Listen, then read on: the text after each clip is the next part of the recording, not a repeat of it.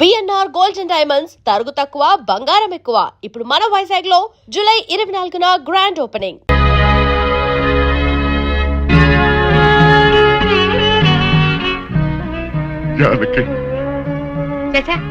ఏమిటో ఇది? ఊరంతా వెలివేసిన నా మనవణ్ణి నువ్వు ఒక్కదానివి వెనకేసుకొచ్చావు తెలియక నేను నానా మాట్లాడాను, నన్ను క్షమించు అంటావు అంతే కదా. నిన్నిప్పుడేమిటి 40 సంవత్సరాల క్రితమే క్షమించాను. వీరుడు, ఆ రోజు నేను పంచాయతీలో అలా ఎందుకు మాట్లాడానో చెప్పాలని నీ తోటకొచ్చాను. నువ్వు నా మొహం కూడా చూడకుండా వెళ్ళిపోయావు. సరేలే, ఇప్పుడు అవని ఎందుకని పెద్దిరాజుతో చెప్పి ముందు ఆ పెళ్లి ఆపాలి. అదే ముహూర్తానికి శ్రీను సౌందర్యాల పెళ్లి జరిపించాలి. పెద్దిరాజు ఆ పెళ్ళాపడానికి ఒప్పుకుంటాడంటావా? పెద్దిరాజు చాలా పెద్ద మనసు కలవాడు. మనం వెళ్లి శ్రీను సౌందర్యాల ప్రేమ గురించి చెప్తే తప్పకుండా ఒప్పుకుంటాడు. పద వెళ్దాం, పద. అవునమ్మా, నాది పెద్ద మనసే, నేను కాదన్ను. నేను అతి మంచోండి, అది కాదన్ను. అట్టా అని చెప్పి నా కొడుకు పెళ్లి పేట్ల మీదే ఆపు చేసేంత పెద్ద మనసు నాకు లేదమ్మా. ఇంకా పెద్ద మనిషి అనిపించుకోవడం కోసం నా కొడుకు బతుకు బజారు పాలు చేసేంత చిన్న మనిషిని కూడా కాదు. ఇంకా మీరు వెళ్ళండి. అది కాదు పెద్దిరాజు, నా మనవరాలు వీరయ్యదుల మనవుడు ప్రేమించుకున్నారు. మరి ఆయన మనవాడిని ప్రేమించిన పిల్ల అయితే నా కొడుకుని పెళ్లి చేసుకోవడానికి అట్ట ఒప్పుకుందండి. అందరితో పాటు నా మనవరాలు కూడా శ్రీను అపార్థం చేసుకుంది. తన ప్రేమ విఫలమైందన్న ఉక్రోషంతోనే మీ అబ్బాయితో పెళ్లి కొప్పుకుంది. శ్రీను నిరపరాధిని నిరూపించడం కోసమే నేను కూడా ఇంతవరకు ఆగవలసి వచ్చింది. అంటే మీ పిల్లల ప్రేమ కోసం నా బతుకుని భాగంగా పెడతారన్నమాట. ఏమా, పిల్లని అడిగాం, మీరు సరేనన్నారు, శుభలాకి అత్యయించాం. ఇప్పుడు వాళ్ళందరూ పెళ్లికి వచ్చారు. ఇప్పుడు పెళ్లి ఆపు చేయమంటే నా పరువు ఏమవుద్దో ఒక్కసారి ఆలోచించవా? నిజమే పెద్దరాజు, ఆ మాట నిజమే. కానీ ఈ పెళ్లి జరగకపోతే ఆ పసిపిల్లలిద్దరూ బతకరు. ఈ పెళ్లి జరగకపోతే నా కొడుకు బతకడండి. అవును, నేను దక్కను, ముందు నేనే చచ్చిపోతా. ఎన్నారుగా నీ మనవడ కోసం నా కొడుకుని చంపుకోమంటారా? పెద్దరాజు గారు, నా కూతురు పెళ్లి విషయంలో వాళ్ళకి ఎలాంటి సంబంధం లేదు. మా అమ్మాయికి మీ అబ్బాయికి పెళ్లి జరిగి తిరుగుతుంది. తాతబ్బాయి, అత్తయ్య, దయచేసి నా కూతురు జీవితాన్ని నీ జీవితంలో చెయ్యి. పెద్దరాజు గారు, వీళ్ళు ఎంతకైనా తెగించరు. అందుకే పెళ్లి తర్వాత చేసే అప్పగింతల కార్యక్రమం ఇప్పుడే చేస్తున్నాను. నా కూతురు మీకు అప్పు చెబుతున్నాను. పెళ్లి చేసుకోను. ఆ మొక్క చెప్పాల్సింది ఇప్పుడు కాదు, కోళ్ళ. అమ్మాయి లోపల తీసుకెళ్లి అలంకారం చేయించు. ఎల్లో చూసారుగా, పెళ్లి కూతురు తండ్రి కూడా పెళ్లికి ఒప్పుకున్నాడు. మంచి మనసుంటే ఉండి 2 అక్షంతలు వేసేయాలండి, లేకపోతే దయచేయండి. చేద్దామంటా? సౌందర్యని పెద్దిరాజు రోజు బయటికి తీసుకొస్తాం. ఎవరు వస్తారో చూస్తాం. అంటే నువ్వెక్కడ దొరికావయ్యా? సీక్రెట్ గా ప్లాన్ చేస్తుంటే ఊరంతా వినిపించేట అరుస్తా. దానికి నువ్వు ఎందుకు మావా? మేమున్నాం, పదండ్రా.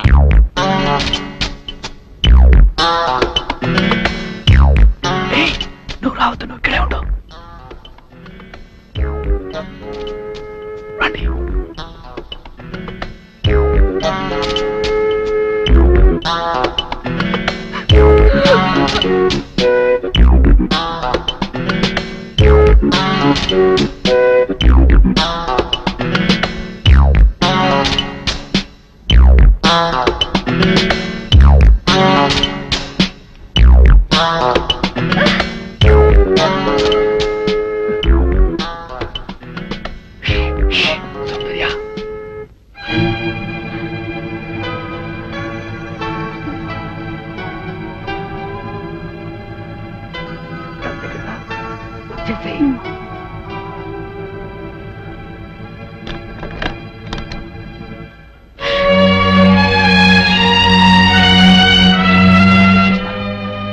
నువ్వు ఎప్పుడు వేసుకుని నువ్వు వెళ్ళిపో. నీ తల్లి మేనేజ్ చేస్తాను.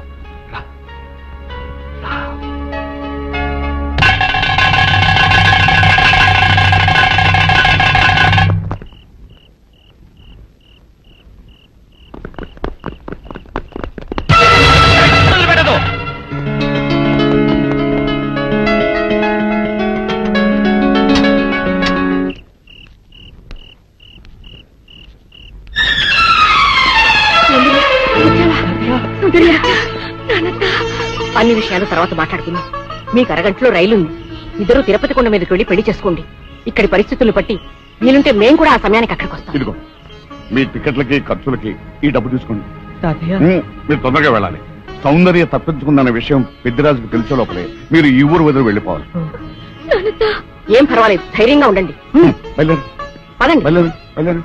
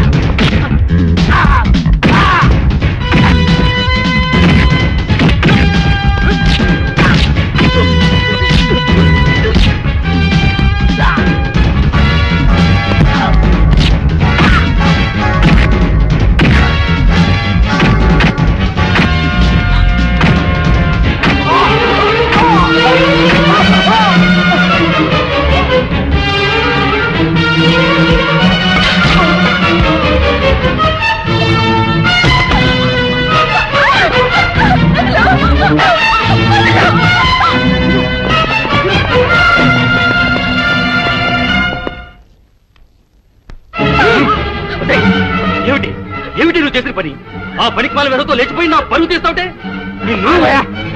ఇప్పుడు ఈ పిల్ల నీ కూతురు కాదు నా కోడలు. ఏదో కొడుతున్న వాళ్ళు చేసింది ముహూర్తం మేము వచ్చేసింది కదా ఉదయ్ రేయ్ గులేజాలు తీసుకోండి మంత్రి గారు.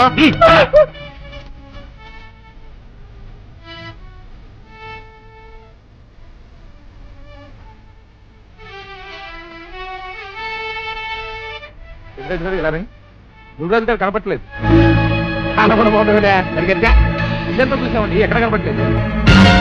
అయితే ఈ పిల్లని ఎత్తుకుపోయినట్టే కొన్నాళ్ళు నా బుల్లిరాజు గారిని కూడా ఎత్తుకుపోయింటారా?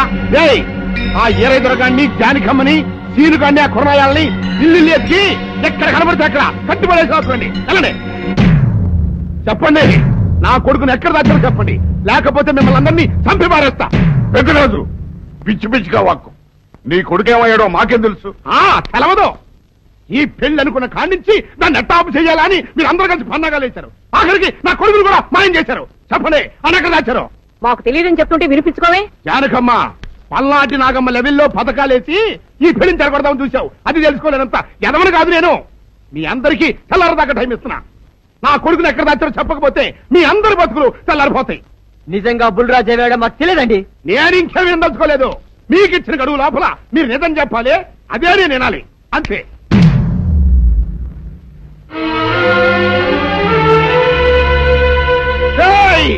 గడువు దాటిపోయిందిరా, మిమ్మల్ని అందరినీ చంపేస్తా. నిజం చెప్పండి. బాబు గారు బుల్రాజు గారిని ఎవరో చంపేసి చెరువులో పడేసారండి.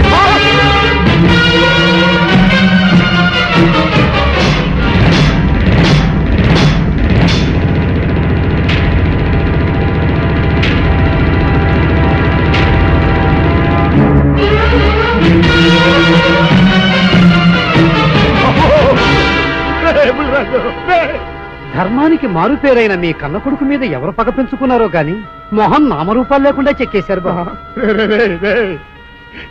నిన్ను ఈ ఊరి ప్రెసిడెంట్ చేద్దాం కదా అని ఎన్ని కలలు కన్నారా.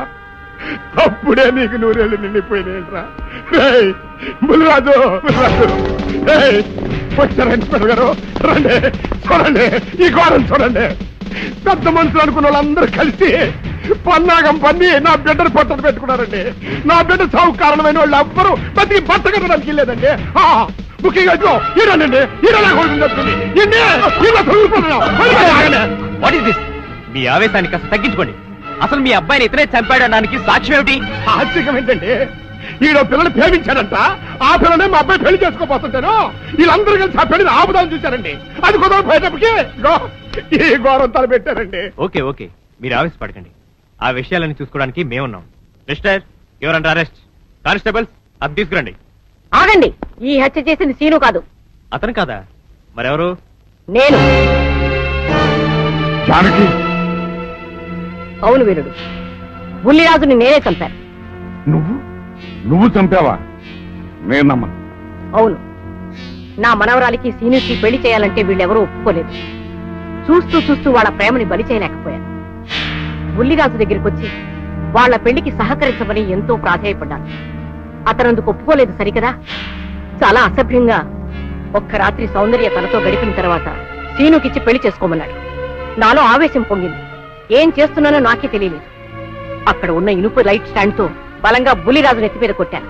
ఆ తర్వాత గాని నేను చేసిందేమిటో నాకు తెలియలేదు. కానీ అప్పటికే అతని ప్రాణాలు పోయాయి. వెంటనే శవాన్ని అక్కడి నుంచి తరలించి చెరువులో తోయించాను. ఇన్స్పెక్టర్ గారు, జరిగింది చెప్పాను. ఇందులో ఎవరి ప్రమేయం లేదు. ఈ హత్య చేసింది నేను. నన్ను అరెస్ట్ చేయండి. ఐసి అలాగా. కానిస్టేబుల్స్ ఆవిడ అరెస్ట్ చేసి తీసుకురండి. ఈ బాడీని పోస్ట్ మార్టం పంపించండి. వాళ్ళందరూ వదిలేయండి. పెద్దరాజు గారు, మీరు ఒకసారి స్టేషన్కి వచ్చి స్టేట్మెంట్ ఇవ్వండి.